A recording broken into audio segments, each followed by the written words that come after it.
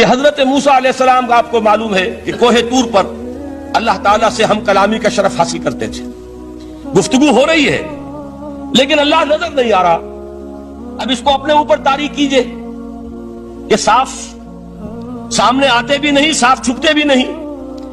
یہ جو صورتحال تھی کہ اگر کسی کی آپ آواز سن رہے ہیں، کلام سن رہے ہیں، سامنے نہیں آ رہا، تو آپ کے دل میں خواہش پیدا ہوگی کہ ذرا سا یہ پردہ بھی اٹھا دیا جائے، مجھے دیدار بھی حاصل ہو جائے. لہذا سورہ اعراف میں ہے جب کئی بار یہ شرف ہم کلامی حاصل ہوا اللہ سے، تو حضرت موسیٰ علیہ السلام نے بڑی ہمت سے کام لیا، بڑی جرت کی درخواست کر دی، رب ارنی انظر الیک. یہ جو پردہ بیچ میں حائل کیا ہوا ہے پروردگار، تو میرا شوق دیکھ، میرا اشتیاق دیکھ، تو مجھے ذرا دیدار بھی عطا ہو جائے. اس پر کیا بات کہی گئی؟ لن ترانی، موسیٰ تم مجھے ہرگز نہیں دیکھ سکتے، تم اس جسد ظاہری کے ساتھ، اس جسد مادی کے ساتھ ان عنصری آنکھوں سے میرا دیدار نہیں کر سکتے. ولیکن انظر الی الجبل، دیکھو ہم تمہیں ایک مثال دیے دیتے ہیں، ذرا اس پہاڑ کی طرف دیکھو، ہم اپنی ایک تجلی اس پر ڈالیں گے. فَإِنِ اسْتَقَرَّ مَكَانَهُ فَسَوْفَ تَرَانِي، اگر وہ پہاڑ ہماری تجلی کو جھیل جائے، تحمل کر لے، تو تم بھی سوچنا کہ شاید ہمیں دیکھ سکو. اس کے بعد ہوا کیا؟ فَلَمَّا تَجَلَّى رَبُّهُ لِلْجَبَلِ جَعَلَهُ دَكًّا وَخَرَّ مُوسَىٰ صَعِقًا. جب اللہ تعالیٰ نے پہاڑ پر اپنی ایک تجلی ڈالی تو وہ پہاڑ جو ہے پھٹ گئے، اور موسیٰ، اب دیکھیے براہ راست تجلی موسیٰ پر نہیں ہے، یہ انڈائریکٹ مشاہدہ ہے تجلی ربانی کا کہ جو پہاڑ پر ہوئی ہے، اور پہاڑ کی جو کیفیت ہوئی ہے اس کے مشاہدے سے حضرت موسیٰ بے ہوش ہو کر گر گئے. وَصَعِقَ مُوسَىٰ خَرَّ مُوسَىٰ صَعِقًا. یہ ہے وہ مثال جو یہاں دی ہے قرآن کے لیے. لَوْ أَنزَلْنَا هَذَا الْقُرْآنَ عَلَىٰ جَبَلٍ لَرَأَيْتَهُ خَاشِعًا مُتَصَدِّعًا مِنْ خَشْيَةِ اللَّهِ. نتیجہ کیا نکلا؟ انفر کیجئے، استدلال، استنتاج. نتیجہ یہ نکلا کہ جو تاثیر تجلی ذات ربانی کی ہے وہی تاثیر کلام ربانی کی ہے، صرف یہ ہے کہ ہمیں اس کا شعور نہیں، ہمیں اس کا ادراک نہیں. یہ بالکل ذات کی تجلی کی جو تاثیر تھی وہی قرآن خود بیان کر رہا ہے کہ اس کلام ربانی کی بھی. اس کو بھی علامہ اقبال نے خوب کہا ہے، فاش گویم آنچ در دل مزمرست، صاف کہہ دیتا ہوں جو کچھ میرے دل میں ہے. این کتابیں نیست چیزیں دیگرست، اسے کتاب نہ سمجھ بیٹھنا قرآن کو، یہ کتاب نہیں ہے، کچھ اور ہے. کچھ اور کیا ہے؟ مثل حق پنہاؤ ہم پیداستو، زندہ پائندہ گویاستو. یہ تو جیسے اللہ تعالیٰ کی ذات ہے، مثل حق، ذات حق سبحانہ و تعالیٰ کی طرح یہ زندہ ہے، پائندہ ہے. مثل حق پائندہ گویاستو، یہ جو ہے زندہ ہے، یہ متکلم ہے، کلام نہیں ہے. کل صفات ربانیہ جو ہیں ظاہر اور باطن، مثل حق پنہا، ظاہر و پنہا، اور حی و قیوم جیسے اللہ کی ذات ہے، وہی صفات اس کلام کی ہیں. اور اس کے بعد وہ شعر آیا تھا جو میں پہلے سنا چکا ہوں، چوں بجاں در رفت جاں دیگر شود. جب یہ قرآن کسی انسان کے اندر سرایت کر جاتا ہے، اس کے دل پر نازل ہوتا ہے. دیکھیے یہ الفاظ آپ کو کہیں اور نہیں ملیں گے. میرے نزدیک جہاں علامہ اقبال اس دور میں قرآن کی عظمت کا سب سے بڑا ثبوت ہے، وہاں عظمت قرآنی کے سب سے زیادہ واقف اور اس کا سب سے زیادہ شعور رکھنے والے بھی علامہ اقبال. یہ الفاظ آپ کو کہیں نہیں مل سکیں گے کہ مثل حق پنہاؤ ہم پیداستو، زندہ پائندہ گویاستو، چوں بجاں در رفت جہاں دیگر شود، جہاں چو دیگر شد جہاں دیگر شود. جب یہ انسانوں کے اندر سرایت کر جاتا ہے، ان کے اندر ایک انقلاب آ جاتا ہے، اور یہ اندر کا انقلاب ہے جو ایک عالمی انقلاب کا پیش خیمہ بنتا ہے. آپ آرڈیننس کے ذریعے سے نمازیں پڑھوائیں گے تو پھر نماز وہی پڑھی جائے گی جو آفس ٹائم میں آئے گی، باقی اور کیوں پڑھیں گے؟ وہ تو آرڈیننس کے ذریعے سے پڑھائی جا رہی ہے نا. اس کا حشر تو وہ ہوگا جو ہمارے ہاں دیکھا جا چکا ہے. اور اس وقت بھی اس زمانے میں نے یہ سنا ایک جگہ کہ کلاس 4 امپلائیز جو ہیں، وہ شروع میں جب آرڈیننس نافذ ہوا تھا ہمارے ہاں تو دفتروں میں بڑا اہتمام ہوا، آفیسرز نے خاص طور پر بڑے اہتمام سے ظہر کی نماز پڑھنی شروع کی. لیکن مجھے بتایا گیا کہ کلاس 4 امپلائیز جو ہیں ہمارے، یہ ڈرائیورز ہیں، پینز ہیں، یہ کھڑے ہنستے رہتے ہیں، شریک نہیں ہوتے. میں نے ان سے کہا وہ اس لیے کہ انہیں معلوم ہے کہ آپ بھی تو یہی پڑھ رہے ہیں صرف نماز، باقی آپ کے ڈرائیور سے اور آپ کے خانسامہ سے یہ بات چھپی ہوئی نہیں ہے کہ عصر آپ نے بھی نہیں پڑھنی. یہ صرف زور ہے جو آپ پڑھ رہے ہیں. تو یہ اصل میں اندر کا انقلاب جب تک نہ آئے، باہر کا ٹھوسا ہوا انقلاب، وہ تو جب پریشر ہٹ جائے گا تبدیلی ختم ہو جائے گا. چوں بجاں در رفت جاں دیگر شود، اندر انقلاب آئے. جب اندر تبدیلی ہو جائے گی، اب انسان کا پورا وجود بدلے گا. پھر اس کے اندر سے تبدیلی جو ہے وہ ابھرے گی، اسے کسی خارجی دباؤ کی ضرورت نہیں ہوگی. جہاں تو دیگر شد جہاں دیگر شود. اور جب انسانی شخصیتوں کے اندر یہ انقلاب اندر سے آتا ہے تو پھر وہ عالمی انقلاب بنتا ہے. جیسے کہ محمد رسول اللہ کا انقلاب.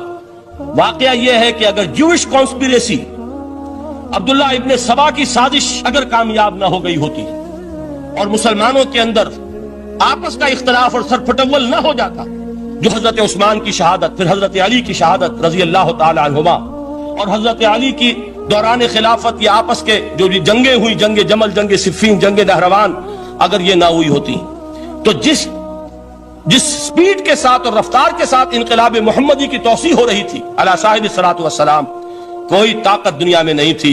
اقبال نے اس کا بھی نقشہ کھینچا ہے کہ تھمتا نہ تھا کسی سے سیل رواں ہمارا. وہ سیل رواں تھا، کوئی روکنے والا نہیں تھا. انٹرنل سیبوٹاج وہ ہے کہ جس نے اس انقلاب کا راستہ روکا ہے. تو واقعہ یہ ہے کہ وہ اندرونی انقلاب حضور نے برپا کیا قرآن کے ذریعے صحابہ میں. اندر سے جو انقلاب تھا اس نے عرب میں ایک انقلاب کی شکل اختیار کی. اور یہ انقلاب جو ہے اتنی اپنے اندر قوت رکھتا تھا، اتنی پوٹینشیلٹی تھی اس کی کہ وہ 20 برس کے اندر اندر کہاں آکسس دریائے جیہوں، کہاں اٹلانٹک. تصور تو کیے تاریخ میں اس سے پہلے اتنی بڑی کوئی مملکت قائم ہوئی نہیں. کہاں یمن اور کہاں ایشیائے کوچک، ایشیا مائنر، ٹرکی، یہاں سے وہاں اور وہاں سے یہاں. اتنی عظیم مملکت حضرت عثمان رضی اللہ تعالیٰ عنہ کے خلافت میں ہو چکی تھی. یہ بات اگر یہ چلتا معاملہ آگے تو کوئی قوت اب نہیں رہی تھی. سلطنت روما ختم ہو چکی تھی، سلطنت کسرا ختم ہو چکی تھی، پرختے اڑ گئے تھے. اب کون سی طاقت رہ گئی تھی جو سیلاب کا راستہ روکتی؟ یہ وہ یہودی سازش ہے جس نے اندر سے سیبوٹاج کیا. بہرحال یہ ہے انقلاب محمدی کا طریقہ، اندر سے تبدیلی. اسی کو علامہ اقبال نے کہا ہے، تیرے ضمیر پہ جب تک نہ ہو نزول کتاب، گرہ کشا ہے نہ رازی نہ صاحب کشاف. یہ قرآن اب بھی تم ایسے محسوس کرو کہ جیسے تمہارے دل پر نازل ہو رہا ہے. اور مجھے یاد آیا امام ابن قیم رحمت اللہ علیہ، ان کا ایک بڑا پیارا جملہ ہے. وہ کہتے ہیں قرآن کے بعض پڑھنے والے ایسے ہیں کہ جب وہ قرآن کو پڑھتے ہیں تو یوں محسوس کرتے ہیں کہ قرآن مصحف میں لکھا ہوا نہیں ہے، ان کے اپنے دل کے اوپر کندہ ہے، دل کے اوپر سے پڑھ رہے ہیں. یعنی اتنی کامل مطابقت وہ محسوس کرتے ہیں، اپنی فطرت، ہیومن نیچر اور قرآن کے اندر اتنی مطابقت ہے. اس طرح وہ ٹیلی کرتے ہیں ایک دوسرے کے ساتھ کہ محسوس ہوتا ہے کہ وہ کتاب ان صفحات میں لکھی ہوئی نہیں ہے بلکہ لوح قلب پر لکھی ہوئی ہے کہ جہاں سے وہ انسان اسے پڑھ رہا. تو پہلی بات تو قرآن مجید کی اس آیت کے حوالے سے اس پہلو سے ہمارے سامنے آئی کہ جو تاثیر ہے ذات ربانی کی تجلی کی، وہی تاثیر ہے اس قرآن مجید کی، بشرطے کہ ہمارے دل جو ہیں وہ کچھ اپنے اندر اس استعداد اور صلاحیت کو پیدا کر لیں. دوسرا مقام ہے سورہ یونس کا. اب کسی کلام کی عظمت کا دوسرا پہلو ہو سکتا ہے اس کی افادیت کے اعتبار سے. اس سے فائدہ کیا ہوگا نوع انسانی کے لیے؟ دیکھیے 2 آیات، یہ عظیم خزانے ہیں عظمت قرآن کے. سورہ یونس میں یا ایھا الناس، اے لوگو، قد جاءتکم موعظۃ من ربکم وشفاء لما فی الصدور وہدی ورحمۃ للمؤمنین. 4 الفاظ نوٹ کر لیجئے. اے لوگو، آ گئی ہے تمہارے پاس وہ چیز تمہارے رب کی طرف سے جو موعظہ ہے. موعظہ کسے کہتے ہیں؟ نصیحت. اس بات کو ذرا سمجھ لیجئے ترتیب کیا ہے. نصیحت اسے کہتے ہیں، جی رہا نہیں جا رہا، میں نے اس کی ترتیب بدلی ہوئی ہے. مجھے یاد دلایا ایک صاحب نے کہ سورہ رحمان کی ابتدائی آیات کا بیان تو رہ گیا، وہ رہا نہیں، میں نے پڑھا کسی اور ترتیب سے تھا، بیان کسی اور ترتیب سے کر رہا ہوں. پڑھنے میں 4، 2 اور 1، اور اب جو میں بیان کر رہا ہوں پہلے 1 آیت سورہ حشر کی جو بیان کی، اب 2 آیات ہیں سورہ یونس کی. لوگوں، تمہارے پاس آ گئی ہے تمہارے رب کی طرف سے موعظت، اور تمہارے سینوں کے اندر جو روگ ہیں ان کے لیے علاج. توجہ کیجئے گا، ہم نے قرآن کو کیا سمجھا ہے؟ صرف ایک مقدس کتاب، ایک حصول ثواب یا ایصال ثواب کا آلہ. قرآن ہے کیا؟ نمبر 1 موعظہ. موعظہ کسے کہتے ہیں؟ وعظ اسے کہتے ہیں وہ بات جس سے دل نرم ہو جائے، دل کے اندر گداز پیدا کرنے والی شے. وجہ کیا ہے؟ اعلیٰ سے اعلیٰ حکیمانہ بات کسی سے کہی جائے، دل سخت ہے اثر نہیں ہوگا۔ ایک کرسٹ آ جاتا ہے انسان کے دل کے اوپر، جیسے کہ یہود کے علماء کے بارے میں فرمایا گیا ثم قست قلوبکم فہی کالحجارۃ او اشد قسوۃ وان من الحجارۃ لما يتفجر منه الانہار وان منها لما يهبط من خشیۃ اللہ وان منها لما يشقق فيخرج منه الماء۔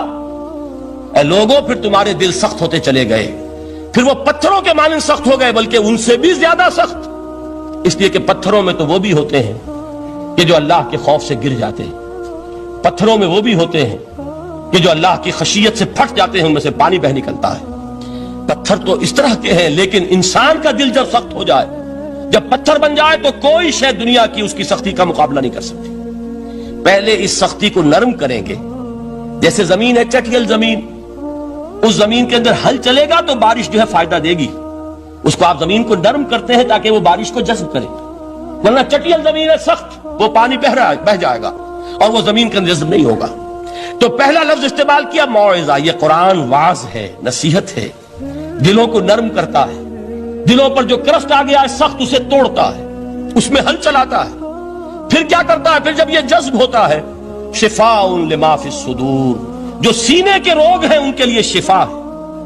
اب آپ غور کیجئے گا، علامہ اقبال نے انہی دو اعتبارات سے مسلمانوں کا مرثیہ کہا ہے کہ مسلمانوں نے اس قرآن کو نہ موعظہ کے لیے استعمال کیا اور نہ تزکیہ نفس کے لیے استعمال کیا، بلکہ اس کو تو صرف بنا لیا ہے وہ جان آسانی سے نکالنے کا نسخہ یا ایصال ثواب کا آلہ۔ چنانچہ کہتے ہیں واعظ کے لیے واعظ دستاں زن و افسانہ بند، واعظ جو ہے ہمارے داستانے کہتے ہیں، افسانے کہتے ہیں، قصے کہتے ہیں، لطیفے کہتے ہیں، معنی او پست و حرف او بلند، اس کے بیان میں معنی تو ہوتے ہیں بہت ہی گھٹیا، نیچے کے پست، الفاظ کا شکو ہوتا ہے، الفاظ بہت اونچے ہوتے ہیں۔ از خطیب و دیلمی گفتارے او با ضعیف و شاذ و مرسل کارے او، سارا باز و نصیحت جو ہو رہا ہے وہ ضعیف حدیثوں کے ذریعے سے، ضعیف روایات بخاری کی ہو، مسلم کی ہو، ترمذی کی ہو، ابن ماجہ کی ہو۔ کہاں خطیب بغدادی اور دیلمی، وہ کتابیں کہ جن کی کوئی سند نہیں ہے، وہاں کی روایات کے ذریعے سے لوگوں کو تذکیر کرنے کی کوشش کر رہے ہیں۔ با ضعیف و شاذ و مرسل کارے ہو، ضعیف روایات، شاذ روایات، مرسل روایات، جن کا سلسلہ روایت محمد الرسول اللہ تک متصل نہیں ہے، اس کے ذریعے سے کر رہے ہیں۔ حالانکہ موعظہ، سب سے بڑا موعظہ یہ قرآن تھا۔ قرآن کہتا ہے خود فذکر بالقرآن من یخاف وعید، اے محمد صلی اللہ علیہ وسلم آپ اس قرآن کے ذریعے نصیحت کیجئے، یہ قرآن ہے جو دلوں کی سختی کو ختم کرے گا، گداز پیدا کرے گا۔ دوسری طرف علامہ اقبال کیا کہتے ہیں کہ جہاں تک ہمارے ہاں جو بھی تصوف کے معروف حلقے ہیں، صوفیاء حق کی بات نہیں کہہ رہا، وہاں قوالی ہو رہی ہوگی تو حال آ جائے گا۔ صوفی پشمینہ پوشے حال مست، از شراب نغمہ قوال مست، قوال سے جو کچھ مل رہا ہے، حال آ رہا ہے، مستی آ رہی ہے، کیف اور سرور حاصل ہو گیا ہے۔ صوفی پشمینہ پوشے حال مست، از شراب نغمہ قوال مست، لیکن یہ کہ اس کی محفل میں درنمی سازت بقرآن محفلش، اس کی محفل میں قرآن کا کہیں گزر نہیں ہے۔ جبکہ محمد الرسول اللہ صلی اللہ علیہ وسلم کی بھی ایک محفل ہوتی تھی، محفل سماع۔ وہ محفل سماع کیا تھی؟ حضور صحابہ سے فرمائش کر کر کے قرآن سنتے تھے۔ حضرت عبداللہ ابن مسعود رضی اللہ تعالیٰ عنہ کی روایت موجود ہے کہ مجھے ایک مرتبہ حکم دیا حضور نے کہ قرآن سناؤ۔ میں نے عرض کیا حضور آپ کو سناؤں؟ آپ پر تو نازل ہوا ہے۔ تو حضور نے فرمایا نہیں، مجھے کسی اور سے سن کر کچھ اور لطف حاصل ہوتا ہے۔ اب امتثال امر میں حضرت عبداللہ ابن مسعود رضی اللہ تعالیٰ عنہ نے سورہ نساء پڑھنی شروع کی۔ 41ویں آیت پر پہنچے، چشم تصور سے دیکھیے کہ حضور بھی تشریف فرما ہے، صحابہ کرام کی محفل ہے، اور صحابہ کیسے بیٹھا کرتے تھے ادب کے ساتھ۔ ایک روایت میں الفاظ آئے ایسے بیٹھتے تھے ساکت و صامت ہو کر، بالکل خاموش، سکون، ساکن اور ساکت اور صامت۔